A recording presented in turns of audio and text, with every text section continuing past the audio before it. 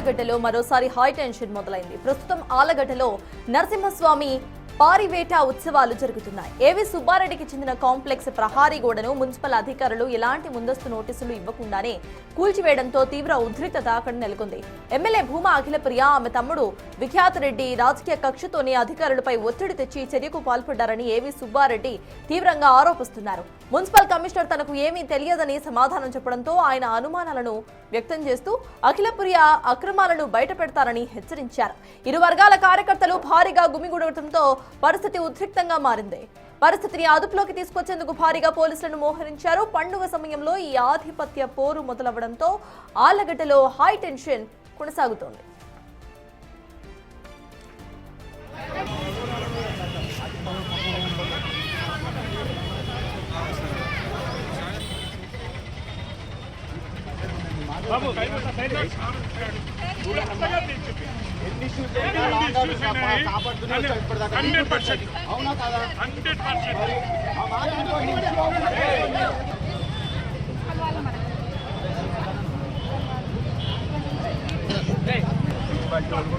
వాళ్ళు ఏమంటారు అదేదో రాంగ్ అడ్డంగా ఉంది. అది పబ్లిక్ ఓపెన్ స్పీకర్లో అందరికీ పోలీస్ అధికారులు ఉండగా మున్సిపల్ కమిషనర్తో మాట్లాడినాను. నా పర్మిషన్ లేదు, నేను ఎటువంటి అథారిటీ ఇవ్వలేదు.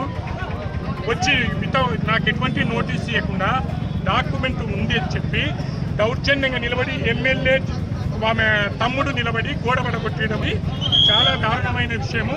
నేను తెలుగుదేశం పార్టీలో ఉన్నాను. తెలుగుదేశం పార్టీ సీనియర్ నాయకులు ఎంతో నన్నే ఇట్లా చేస్తే ఎంతమంది ప్రజలను గోడాడిస్తారు. ఆమె చరిత్ర చెప్తే చికెన్ కాడి నుంచి బిచ్చగాళ్ళ కాడి నుంచి శిల్పకళా మందిరం కాడి నుంచి ఏది డబ్బులు తీసుకోలేదు. ఇంతవరకు నేను నోరిప్పి మాట్లాడలేదు. రేపు నుంచి పార్టీతో సంప్రదించి మొత్తం పరువంతా రోడ్డు మీద తీరుస్తా. ఏమని అనుకుంటుందేమో, తమాజ్ చేస్తుందే. ఎమ్మెల్యే అయితే తాలూకాకు రాజా, చట్టం లేదా, గౌరవం లేదా చట్టం మీద. మున్సిపల్ కమిషన్ క్లియర్గా చెప్తున్నాడు. Open speaker